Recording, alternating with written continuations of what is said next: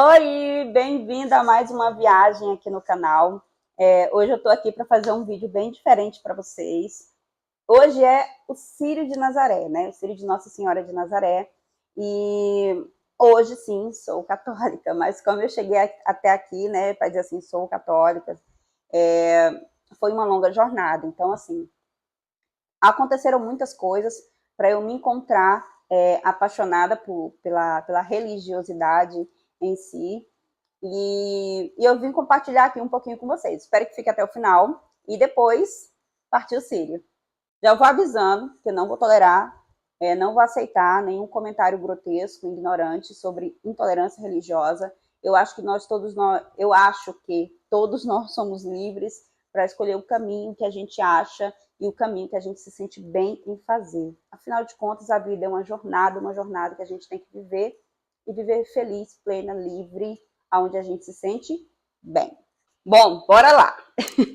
Bom, para quem me conhece sabe que eu fui evangélica aí desde quando eu me conheço por gente até os 16 anos, mais ou menos evangélica mesmo, sabe? De ir para a igreja, ser líder de criança, participar de grupos de adolescente, seguir todas as regras, todos os dogmas, tudo que os pastores ali colocavam pra gente, orientavam, né?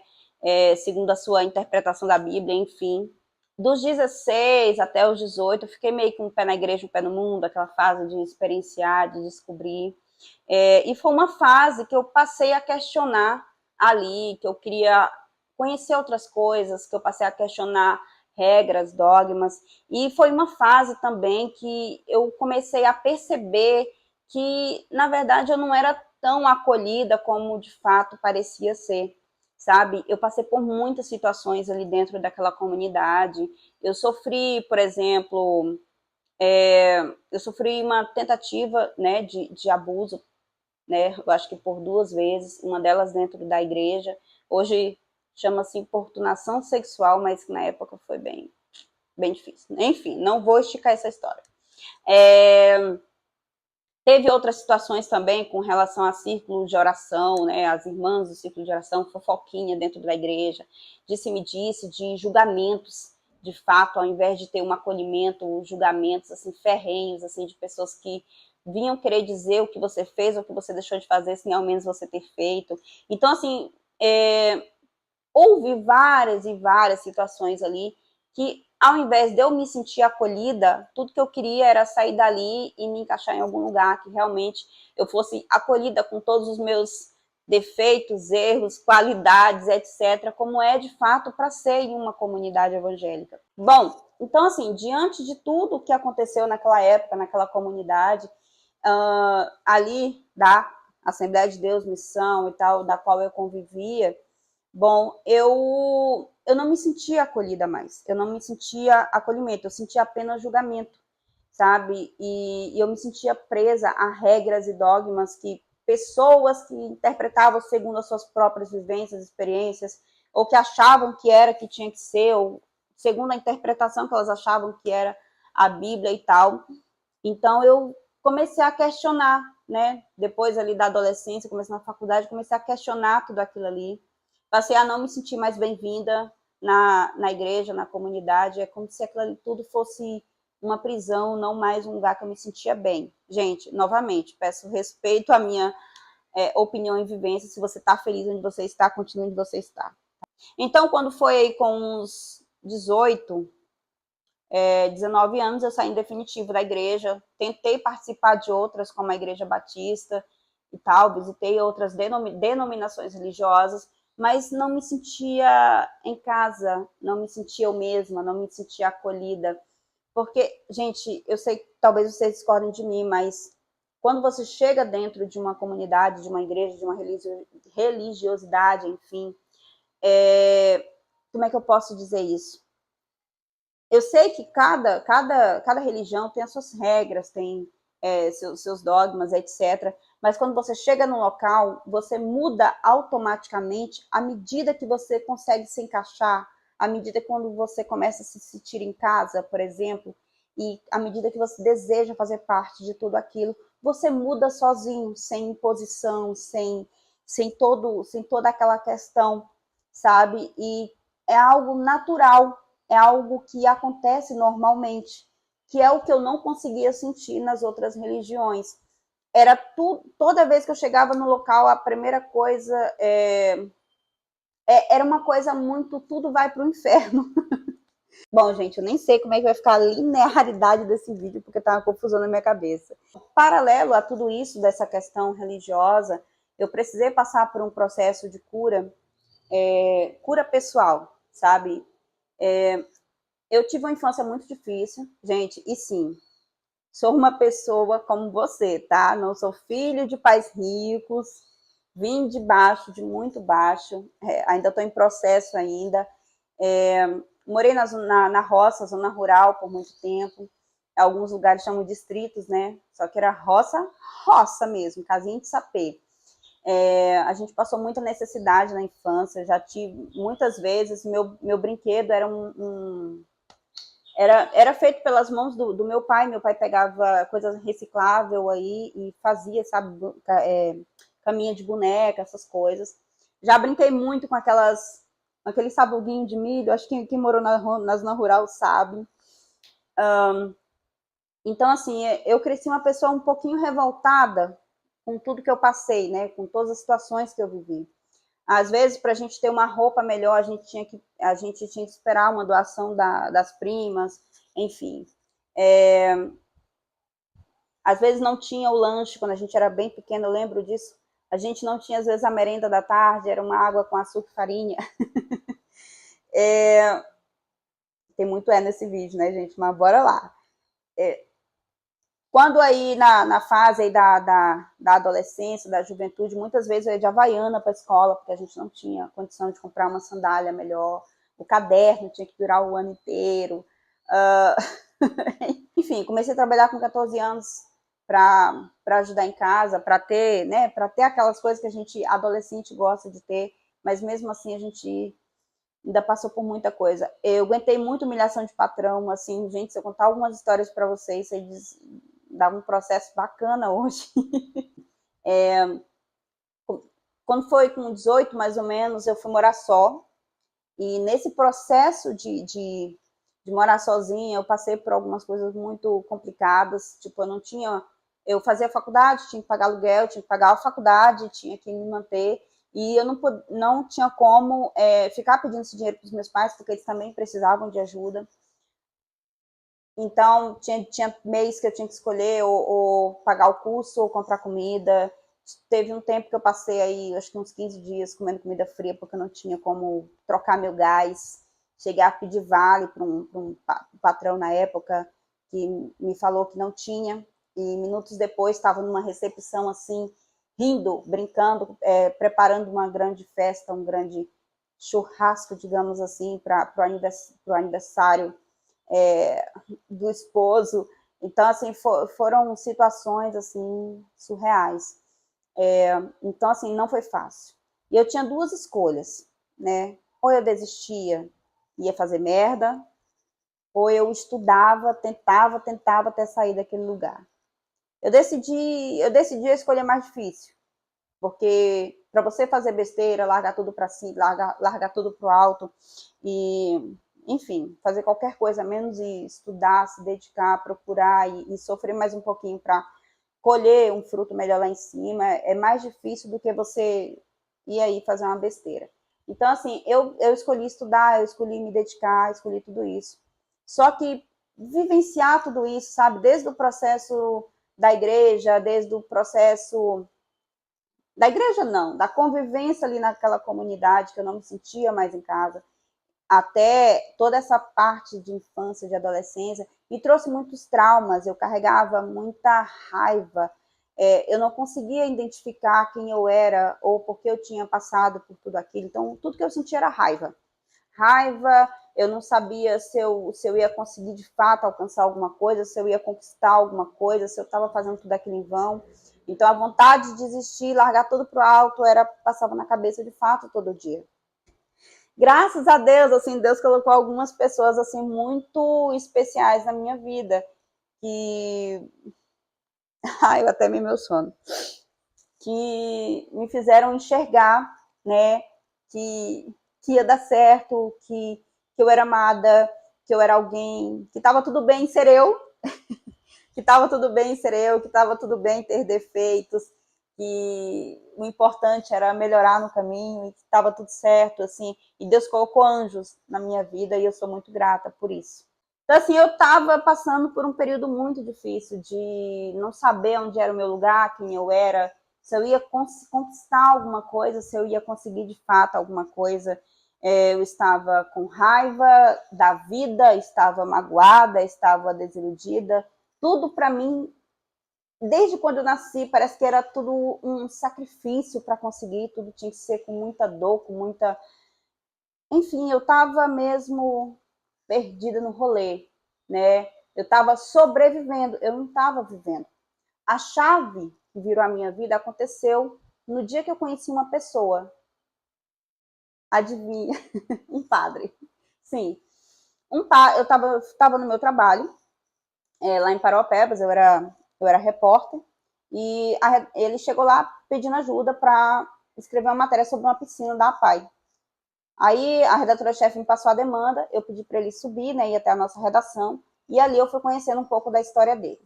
Aí eu descobri que ele era um padre italiano, que vinha para o Brasil desde 1994, fazer alguns projetos sociais, visitar alguns projetos sociais, e algumas pessoas carentes, realizava alguns eventos, doação de cesta básica, e via qual era um projeto social que ele poderia ajudar naquele período. Depois ele voltava para a Itália e realizava o Mercatino della Fraternità, que é um mercadinho, uma venda de garagem, as pessoas doam, e aquelas doações são vendidas e o dinheiro revertido de volta para cá, para os projetos que ele escolheu durante o período que ele estava aqui. E esse mercatino era realizado com a ajuda de jovens missionários brasileiros, que viajavam para lá no período aí do final do ano só para ajudar ele nesse mercadinho, para serem voluntários. E ele me contou essa história, me contou a história da piscina, da inauguração, e eu fui escrevendo, fui organizando direitinho, publiquei. E me coloquei à disposição dele, né? Caso ele quisesse que eu fosse lá, fizesse a matéria, fotos, divulgasse e acompanhar ele nesse período que ele estivesse no Brasil. E assim eu fiz. Fiz várias publicações no jornal, liguei para outros jornalistas, para outros veículos de comunicação e fiz todo esse material e entreguei para ele. Mandei para ele levar para a Itália, para mostrar lá o trabalho que ele fez aqui no Brasil. Gente, eu fiquei muito curiosa, encantada. Eu fiquei simplesmente apaixonada pela história, porque é incrível ver uma pessoa se doar tanto por pessoas que não conhece, não é da sua nacionalidade, sabe, outro país, outra história, e mesmo assim, durante as suas férias, vir para o Brasil fazer toda essa ação. E eu fiquei, assim, encantada, de verdade. E foi aí que eu comecei a ter uma luz, uma visão de outro mundo, de outras pessoas, de outras vivências. Eu comecei a ser tocada por aquilo ali. E eu decidi que eu queria conhecer os outros projetos, que eu queria conhecer as histórias e que queria escrever sobre elas. E comecei a pesquisar, né? E eu ia conversando, ele ia me direcionando e tal. E eu conheci ali o grupo dos missionários, porque, assim, as pessoas que vão fazer essa missão na Itália voltam, a gente, ó, já tô dando spoiler. Meio que se torna uma família, sabe? Todo mundo se une, todo mundo se ajuda, todo mundo tá ali um por todo mundo. Por mais que às vezes um dá um sumiço de repente, mas assim, quando precisa, sabe? A família dos missionários sempre tá ali para estender, para ajudar. Quando foi em janeiro de 2015, ele me fez um convite, perguntou se eu não gostaria de ir para a Itália, junto com os missionários que iriam, né, em 2015, no final do ano, para conhecer lá como é que funcionava lá todo esse período, né, e também para ser voluntária lá, né, para viver essa experiência. Aí eu topei na hora e me preparei aí, fui aprender italiano, fui conviver um pouco mais com o grupo dos missionários, e quando foi em setembro eu embarquei para a Itália, saí do Brasil pela primeira vez, com mais 3 pessoas, e aí eu fui conhecer um pouco mais aí desse projeto na Itália. Gente, incrível, sabe? Eu fiquei simplesmente tocada com a forma como... Porque, assim, os missionários que atuam diretamente lá da Itália são idosos, sabe? 99,99% são idosos, assim, que se doam, sabe? Que ficam ali separando coisas, que ajudam nas vendas, que ajudam a carregar, descarregar, que ajudam a separar coisas, colocar preço. E durante todo esse período de muito trabalho, porque só o mercadinho dura 40 dias, sabe? É muito cansativo. E de muito trabalho, e eles ali empenhados em ajudar pessoas que não conhecem, de outra nacionalidade, sabe?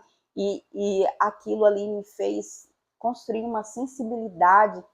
Um fato curioso é que a gente participava de muita missa, às vezes 3 missas por dia. Era um período de voluntariado, tinha que ir em várias paróquias, várias igrejas, etc.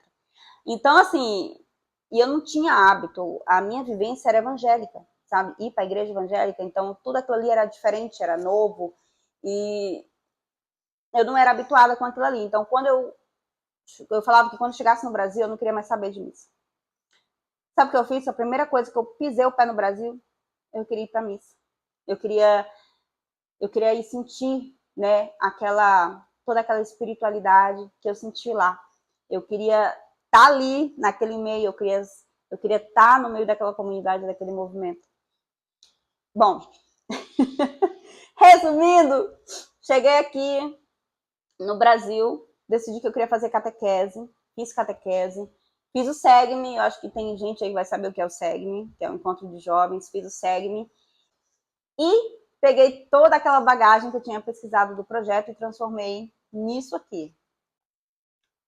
Ah, vocês não contavam com essa, né? Ó, eu escrevi um livro sobre o caminho de fraternidade, tá? Chama-se Pellegrino della Fraternità, multiplicando solidariedade desde 1994. Bom, então assim, tudo aquilo que eu vivi, tudo aquilo que eu descobri, as histórias, como foi essa viagem, como foi esse voluntariado, eu coloquei aqui nesse livro. Bom, além desse livro, eu me batizei na Igreja Católica no dia do meu aniversário, numa cerimônia só para mim, em língua italiana, pelo padre Robertinho, nosso Dom Roberto Sibani, meu amigo. Foi, eu não sei nem explicar para vocês, porque foi uma virada de chave na minha vida. Sabe, toda aquela coisa, aquele peso que você carrega dentro de você, mágoas, dores, raiva, rancor, tudo aquilo ali que pesa nos teus ombros, tudo foi embora de uma forma assim surreal para mim. Eu me tornei uma outra pessoa. É claro que não de imediato, mas a partir dali eu comecei uma transformação e eu sou muito grata por isso. Eu ganhei uma família de mais de 20 pessoas, porque acho que porque vai aumentando todo ano, né? Toda vez que vai um grupo de missionários, volta, aí vai no ano seguinte, vai outro grupo de missionários, essa família vai só aumentando. E eu me tornei parte dessa família, uma família que me abraçou, uma família que me acolheu com todos os defeitos e qualidades que eu tinha, que me aceitou exatamente como eu sou. Comecei a participar de uma comunidade, de um movimento que me aceitou exatamente como eu sou, que me permitiu ser quem eu era, do jeito que eu era, da forma que eu era. E automaticamente, né, aquele abraço, aquele amor, aquela sensação de acolhimento foi mudando, foi causando uma transformação interna. Eu passei a ser uma pessoa melhor, uma pessoa que menos reclamona, uma pessoa apaixonada pela vida. Eu passei a perdoar, eu passei a amar, eu passei a me amar, eu passei a me aceitar exatamente como eu sou e a trabalhar isso internamente para me tornar uma pessoa melhor todos os dias, um ser humano melhor. E todo esse conjunto de transformação, não sei se você está assistindo esse vídeo até agora, me fez chegar esse ser humano aqui, que vocês estão acompanhando aí pelo YouTube. E eu sou muito feliz por isso. Vocês não têm noção do quanto eu sou grata, eternamente grata pelo Padre Robertinho, por essa transformação interna como pessoa. Acredite, gente, aqui nesse vídeo longo que vocês estão vendo, eu não contei nem metade dos traumas que eu passei. Então, eu sou muito grata por isso. Isso foi transformador, foi surreal. Se você está vivendo tudo isso na igreja evangélica, ótimo. Se você está vivendo tudo isso em qualquer denominação religiosa, ou umbanda, ou qualquer outro setor espiritual que você se encaixou, ótimo. Isso é importante, sabe? Eu acho que o mais importante de tudo é você se sentir bem, é você estar evoluindo como pessoa para se tornar um ser humano cada vez melhor. E eu me tornei um ser humano cada vez melhor aqui, sabe? Sendo abraçada por essa comunidade, por essas pessoas. Todo lugar tem defeito, todo lugar tem qualidade, tá tudo bem, sabe? O importante é evoluir e ser melhor todos os dias. Então, assim, eu sou muito, mas muito grata por tudo isso. Bom, para quem assistiu até aqui, vem comigo para a próxima parte dessa viagem, que eu vou te mostrar agora um pouquinho aí do Círio de Nossa Senhora de Nazaré, aqui em Macapá. Vem!